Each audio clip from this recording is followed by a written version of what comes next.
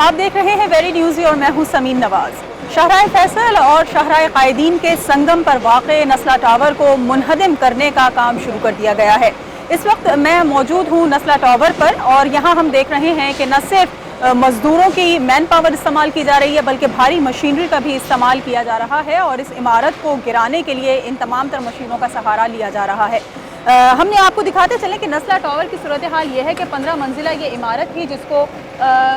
अक्टूबर के आखिरी हफ्ते में सुप्रीम कोर्ट की जानिब से मुनहदम करने के अहकाम दिए गए थे और चूँकि इस इमारत को गैर कानूनी करार दिया गया था, ये बताया गया कि जो रकबा इस इमारत का है उसमें से 250 गज से ज़्यादा की ज़मीन वो है जिसका कब्ज़ा करके इस इमारत को तामीर किया गया है। लिहाजा इस गैर कानूनी तौर पर कायम इमारत को गिराने के फौरी तौर पर अहकाम दिए गए। चीफ जस्टिस ऑफ पाकिस्तान की जानिब से ये अहकामात तो दे दिए गए, लेकिन साथ साथ ये भी यकीन दहानी करवाई गई थी कि इस इमारत के जो मकीन हैं, जो लोग यहाँ पर रिहाइश पजीर हैं और 40 से ज़ायद ख़ानदान जो इस बिल्डिंग में रह रही थी उनका मुआवजा भी अदा किया जाए। मुआवजा अदा नहीं किया गया है ताहाल, लेकिन इमारत को खाली कराने के बाद गिराने का काम शुरू कर दिया गया है। सवाल ये किया जा रहा है कि जो गैर कानूनी इमारत हैं जो रेगुलराइज की जा सकती हैं और जो रिहाइशी इमारत हैं, और इसकी कई मिसालें भी हमें मौजूद नज़र आती हैं कि इन इमारत की मिसालें ऐसी मौजूद हैं कराची में ही नहीं बल्कि पूरे पाकिस्तान में। बिलखुसूस बात अगर की जाए पाकिस्तान के दारुल हुकूमत इस्लामाबाद की, तो वहाँ पर भी ऐसी बेशतर इमारत मौजूद हैं जो कि गैर कानूनी थी,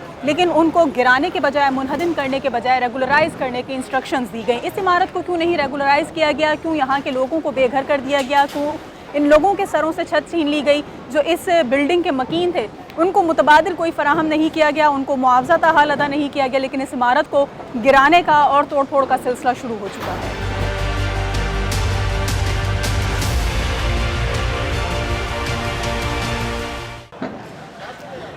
तिनका जोड़कर आशियाना कायम करने में कई साल गुजर जाते हैं, लेकिन जब ये मालूम होता है कि जहां आशियाना बनाया था वो जगह ही गैर कानूनी है और उसको ढा दिया जाएगा, उस इमारत को गिरा दिया जाएगा, तो फिर मनाजिर कुछ ऐसे ही होते हैं कि वहाँ पर मलबे के हमें तमाम तर अंबार लगे हुए नज़र आते हैं। वहाँ पर से ये मलबा उठाया जाता है और लोगों के जो घर बने हुए थे, जो आशियाने बने हुए थे, वो कुछ इस सूरत हाल में नज़र आ जाते हैं कि हर कोई आता है और वहाँ से अपने मतलब की चीज़ निकाल कर ले जाता है। लेकिन अफसोस का मकाम तो ये है कि जिन लोगों के घर थे, जिनके यहाँ पर आशियाने थे, जिनका सर छुपाने का आसरा था, वो लोग बेआसरा हो चुके हैं, वो लोग बेमकान हो चुके हैं। उन लोगों को कोई मुतबादिल फराहम नहीं किया गया, उन लोगों को कोई कीमत अदा नहीं की गई, ना ही इस बात की यकीन दहानी करवाई गई है कि ये रकम कब तक अदा की जा सकेगी। मोअज़्ज़िज़ जज साहब ने ये तो हुक्म जारी कर दिया कि इस इमारत को फौरी तौर पर गिरा दिया जाए, और अगर इस इमारत को फौरी तौर पर गिराने पर अमल दरामद नहीं देखा गया तो उनकी जानिब से जो आला अफसरान हैं, जो कमिश्नर कराची हैं, उनको जेल भी भेजा जा सकता है। लेकिन क्या उन लोगों को जेल नहीं भेजना चाहिए जो जिम्मेदारान थे, जो बिल्डर्स हैं इस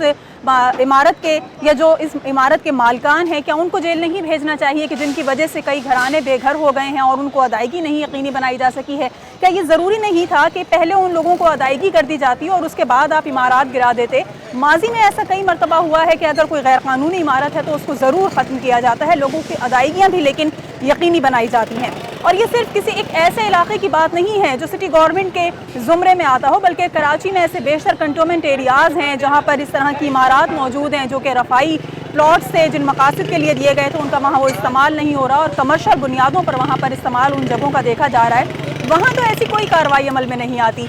छुरी हमेशा गरीब की गर्दन पर ही क्यों चलती है? क्यों लोगों को ही जो है वो बेघर गरीबों को किया जाता है और जो आम आवाम है उसके साथ ज़्यादती की जाती है?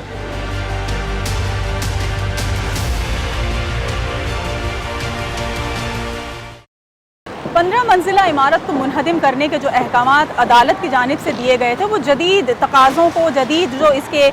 बुनियादी तकाज़े हैं उसको मलहूज़ खातिर रखते हुए इमारत को गिराने के अहकामात दिए गए थे। लेकिन चूँकि पाकिस्तान में ऐसा कोई निज़ाम मौजूद नहीं है या ऐसी कोई मिसाल मौजूद नहीं है जिसके ज़रिए इतनी बुलंद बाला इमारत को ज़मींबोस किया जाए, लिहाजा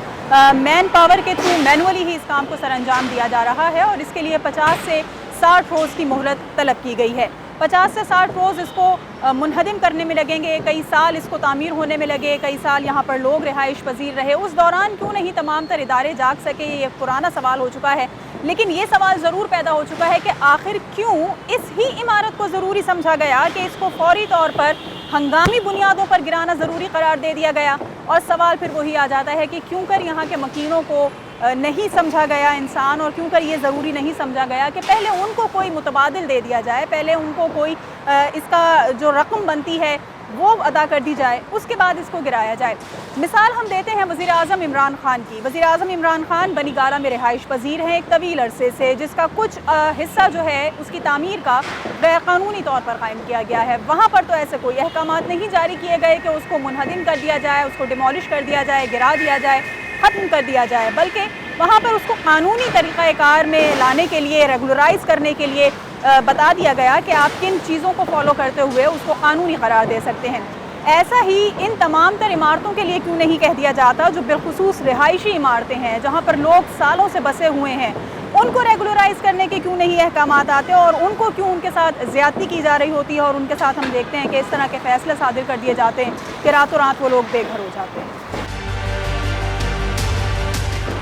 نسلا ٹاور شہر قائد کی کوئی پہلی عمارت نہیں جس کو گرانے کے احکامات جاری کیے گئے ہیں، بلکہ ماضی میں کراچی کی مشہور عمارت سی بریز پلازا کو بھی مخدوش قرار دیتے ہوئے اسی طرح سے منہدم کرنے کے احکامات دیے گئے تھے اعلیٰ عدلیہ کی جانب سے، لیکن ایک ماہ کے اندر جب اس عمارت کو اسی طرح سے منہدم کرنے کا کام شروع ہوا تو یہ احکامات واپس لے لیے گئے اور ایک کمیٹی قائم کر دی گئی کہ آپ انکوائری کر کے بتائیے کہ آیا اس عمارت کو واقعی گرانا ضروری ہے، اس کی زب و حالی اتنی ہی زیادہ ہے کہ اس کو ضرور گرا دیا جائے یا پھر اس کو اسی طرح سے برقرار رکھا جا سکتا ہے۔ اس کے علاوہ بحریہ ٹاؤن ایک بڑا نام ہے کراچی کے تعمیراتی پروجیکٹس کا۔ بحریہ ٹاؤن کے حوالے سے بھی کچھ ایسی ہی انسٹرکشنز تھی کہ اس کو غیر قانونی قرار دیتے ہوئے یا اس کے اوپر جو کیسز فائل ہوئے تھے اس کو انہوں نے بحریہ ٹاؤن کے کچھ حصوں کو ریگولرائز کرنے کے لیے، اس پروجیکٹ کو ریگولرائز کرنے کے لیے اربوں روپے کا جرمانہ عائد کیا اس کے مالکان پہ۔ کیا اس عمارت کے مالکان پر، بلڈرز پر ایسا کوئی جرمانہ عائد نہیں کیا جا سکتا تھا؟ اس کو ریگولرائز کروانے کے لیے کوئی فائن نہیں کیا جا سکتا تھا؟ کوئی قانونی تقاضے ایسے نہیں تھے کہ جس کو پورا کرتے ہوئے اس عمارت کو قانونی بنا لیا جائے اور اس کو منہدم نہ کیا جائے؟ لیکن شاید معزز جج صاحبان کوئی خاص بغض رکھتے ہیں یا کوئی خاص ان کی دلچسپی ہے اس جگہ میں، جس کی وجہ سے صرف اس ہی عمارت کو نشانہ بنایا گیا، اتنی جلد بازی دکھائی گئی کہ فوری فیصلے صادر کر دیے گئے اور فوری مکینوں کی التجائیں سنے بغیر اس کو گرانے کا کام بھی شروع کر دیا گیا۔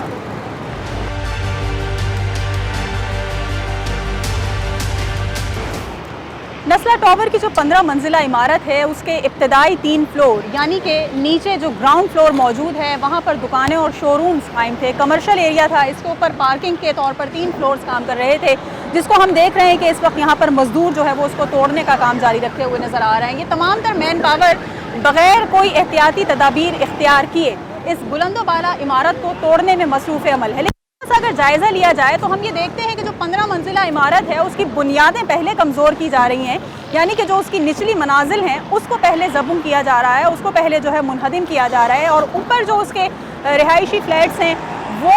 تاحال ابھی وہاں سے کھڑکیاں اور دروازے نکالنے کا کام مکمل ہوا ہے۔ تو کیا یہ عمارت کو منہدم کرنے کا درست طریقہ ہے؟ کیا یہ خطرناک نہیں ہے کہ آپ پہلے اس کے نچلی منازل کو گرا رہے ہیں، پلرز کو ختم کر رہے ہیں، ڈھا رہے ہیں؟ کیا عمارت اچانک سے زمین بوس نہیں ہو جائے گی؟ کیا کسی بڑے حادثے کا انتظار کیا جا رہا ہے؟ کیوں کر تمام تر سیکیورٹی میجرز کو نہیں ملحوظ خاطر رکھا جا رہا اور عمارت کو گرانے کا کام اتنے خطرناک طریقے سے ہم سر انجام ہوتا ہوا دیکھ رہے ہیں؟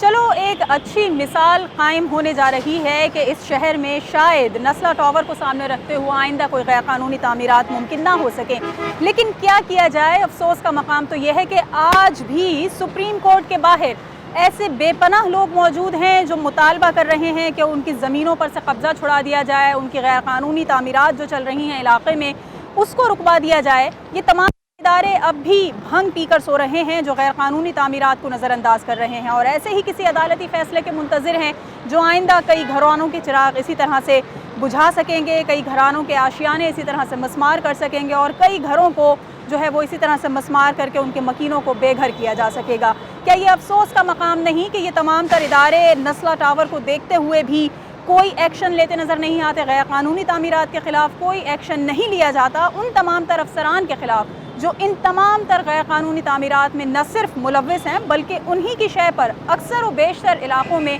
بڑے پیمانے پر غیر قانونی تعمیرات کا سلسلہ جاری ہے۔